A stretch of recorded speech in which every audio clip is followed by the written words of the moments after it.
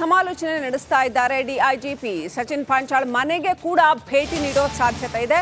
ಕುಟುಂಬಸ್ಥರಿಂದಲೂ ಕೂಡ ಮಾಹಿತಿ ಪಡಿತಾರೆ ಅಂತ ಹೇಳಲಾಗಿದೆ. ಶಾಂತನು ಸಿನ್ಹಾ ಬಹಳ ಗಂಭೀರವಾಗಿ ಸರ್ಕಾರ ಈ ಪ್ರಕರಣವನ್ನು ತೆಗೆದುಕೊಂಡಿದೆ ಅಂತ ಹೇಳಬಹುದಾ ಹಾಗಾದ್ರೆ, ಅಥವಾ ಈ ಹಿಂದಿನವರೆಗೂ ನಿನ್ನೆ ಮೊನ್ನೆವರೆಗೂ ಬಿಜೆಪಿ ಏನು ಪ್ರತಿಭಟನೆಯನ್ನ ಮಾಡ್ತಾ ಇತ್ತು ಈ ವಿಚಾರದಲ್ಲಿ ಪ್ರಿಯಾಂಕ್ ಖರ್ಗೆ ರಾಜೀನಾಮೆ ನೀಡಬೇಕು ಅಂತ, ಈಗ ಆ ಒತ್ತಡಕ್ಕೆ ಮಣಿದು ಸರ್ಕಾರ ಗಂಭೀರವಾಗಿ ಈ ಪ್ರಕರಣವನ್ನು ಪರಿಗಣಿಸ್ತಾ ಇದೆಯಾ ಅನ್ನುವಂಥ ಪ್ರಶ್ನೆ. ಡಿಐಜಿಪಿ ಶಾಂತನು ಸಿನ್ಹಾ ಸ್ಥಳಕ್ಕೆ ಭೇಟಿ ಕೊಟ್ಟಿದ್ದಾರೆ. ಸ್ಥಳ ಮಹಜರು ಆಗ್ತಾ ಇದೆ. ಸಚಿನ್ ಪಾಂಚಾಳ್ ಆತ್ಮಹತ್ಯೆ ಮಾಡಿಕೊಂಡಿರ್ತಕ್ಕಂಥ ರೈಲ್ವೆ ಟ್ರ್ಯಾಕ್ ಏನಿದೆ ಅಲ್ಲಿ ಪೊಲೀಸರು ಸ್ಥಳ ಮಹಜರು ನಡೆಸ್ತಾ ಇದ್ದಾರೆ. ಸಿಐಡಿ ಆಫೀಸರ್ಸ್ ಕೂಡ ಇದ್ದಾರೆ. ಸದ್ಯ ರೈಲ್ವೆ ಪೊಲೀಸರಿಂದ ಎಲ್ಲ ಮಾಹಿತಿಯನ್ನು ಸಿಐಡಿ ಅಧಿಕಾರಿಗಳು ಪಡ್ಕೊಳ್ತಾ ಇದ್ದಾರೆ. ಸಿಐಡಿ ಪ್ರಕರಣವನ್ನು ತನಿಖೆ ನಡೆಸ್ತಾ ಇದೆ ಆಸ್ ಆಫ್ ನೌ.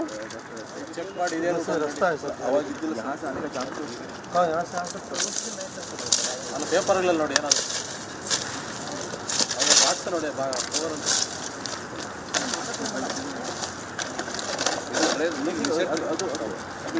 नया है वो रास्ता नहीं सीधा वो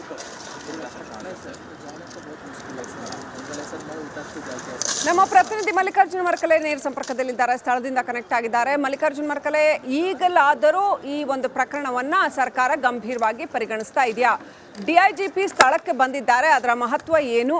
ಯಾವ ನಿಟ್ಟಿನಲ್ಲಿ ಸಿಐಡಿ ತನಿಖೆ ಸಾಗ್ತಾ ಇದೆ? ಸಾಕ್ಷ್ಯ ಸಂಗ್ರಹ ಯಾವ ರೀತಿಯಲ್ಲಿ ನಡೀತಾ ಇದೆ? ಮಲ್ಲಿಕಾರ್ಜುನ್ ಮರ್ಕಲೆ.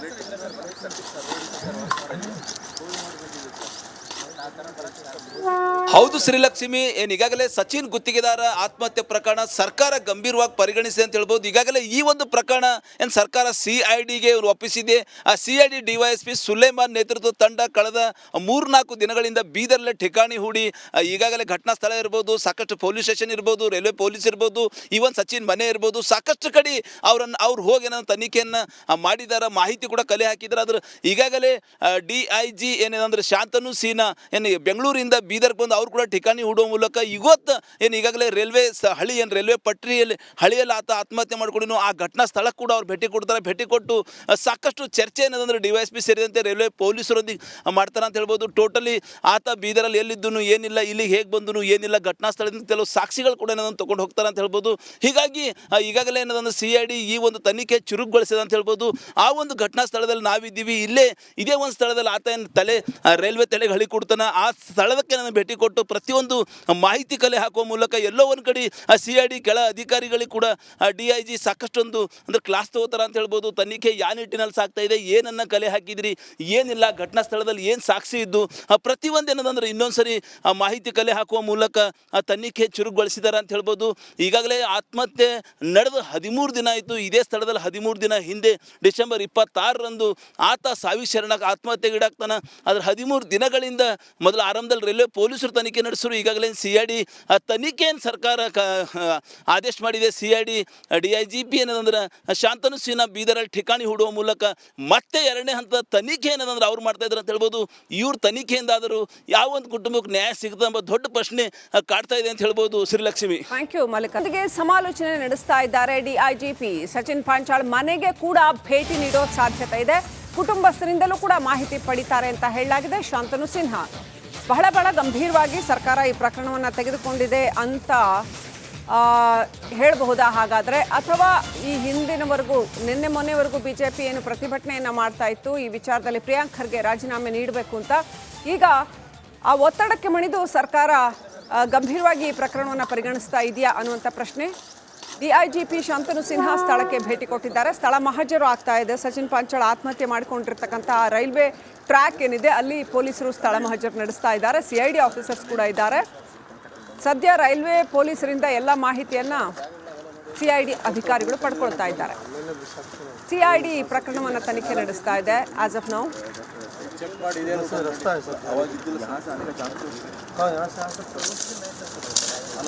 ನೋಡಿ ನೋಡಿ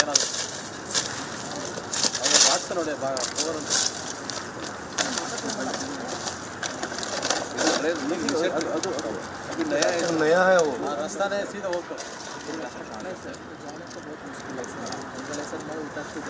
ನಮ್ಮ ಪ್ರತಿನಿಧಿ ಮಲ್ಲಿಕಾರ್ಜುನ್ ಮರ್ಕಲೆ ನೇರ ಸಂಪರ್ಕದಲ್ಲಿದ್ದಾರೆ, ಸ್ಥಳದಿಂದ ಕನೆಕ್ಟ್ ಆಗಿದ್ದಾರೆ. ಮಲ್ಲಿಕಾರ್ಜುನ್ ಮರ್ಕಲೆ, ಈಗಲಾದರೂ ಈ ಒಂದು ಪ್ರಕರಣವನ್ನ ಸರ್ಕಾರ ಗಂಭೀರವಾಗಿ ಪರಿಗಣಿಸ್ತಾ ಇದೆಯಾ? ಡಿಐಜಿಪಿ ಸ್ಥಳಕ್ಕೆ ಬಂದಿದ್ದಾರೆ, ಅದರ ಮಹತ್ವ ಏನು? ಯಾವ ನಿಟ್ಟಿನಲ್ಲಿ ಸಿಐಡಿ ತನಿಖೆ ಸಾಗ್ತಾ ಇದೆ? ಸಾಕ್ಷ್ಯ ಸಂಗ್ರಹ ಯಾವ ರೀತಿಯಲ್ಲಿ ನಡೀತಾ ಇದೆ? ಮಲ್ಲಿಕಾರ್ಜುನ್ ಮರ್ಕಲೆ.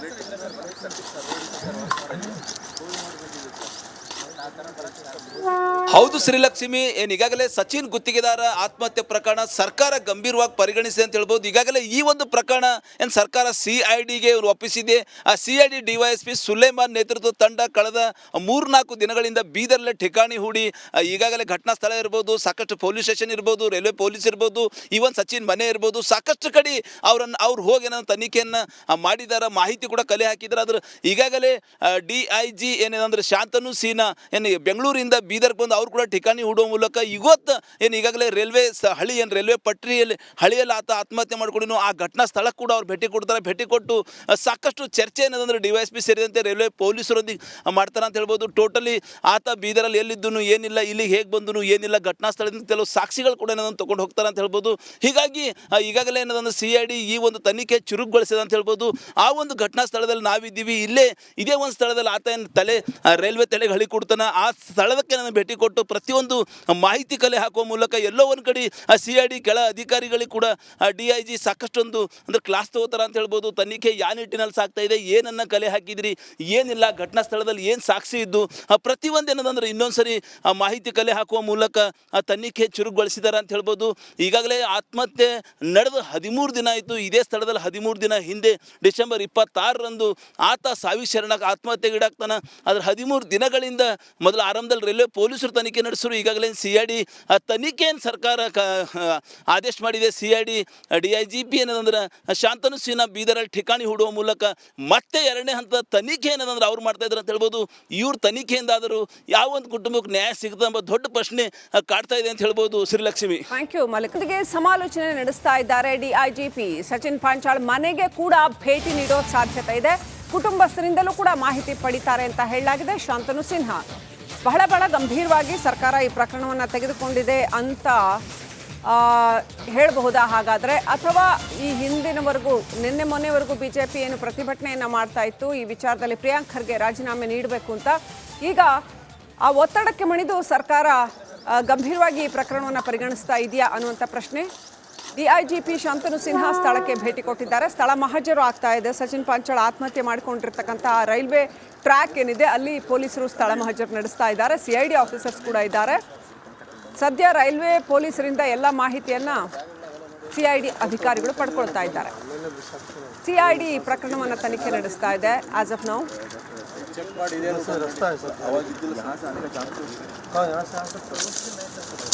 ಪೇಪರ್ಗಳಲ್ಲಿ ನೋಡಿ ಏನಾದ್ರು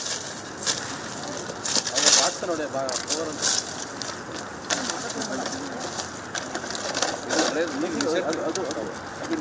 नया है वो रास्ता नहीं सीधा होकर ನಮ್ಮ ಪ್ರತಿನಿಧಿ ಮಲ್ಲಿಕಾರ್ಜುನ್ ಮರ್ಕಲೆ ನೇರ ಸಂಪರ್ಕದಲ್ಲಿದ್ದಾರೆ, ಸ್ಥಳದಿಂದ ಕನೆಕ್ಟ್ ಆಗಿದ್ದಾರೆ. ಮಲ್ಲಿಕಾರ್ಜುನ್ ಮರ್ಕಲೆ, ಈಗಲಾದರೂ ಈ ಒಂದು ಪ್ರಕರಣವನ್ನ ಸರ್ಕಾರ ಗಂಭೀರವಾಗಿ ಪರಿಗಣಿಸ್ತಾ ಇದೆಯಾ? DIGP ಸ್ಥಳಕ್ಕೆ ಬಂದಿದ್ದಾರೆ, ಅದರ ಮಹತ್ವ ಏನು? ಯಾವ ನಿಟ್ಟಿನಲ್ಲಿ CID ತನಿಖೆ ಸಾಗ್ತಾ ಇದೆ? ಸಾಕ್ಷ್ಯ ಸಂಗ್ರಹ ಯಾವ ರೀತಿಯಲ್ಲಿ ನಡೀತಾ ಇದೆ? ಮಲ್ಲಿಕಾರ್ಜುನ್ ಮರ್ಕಲೆ.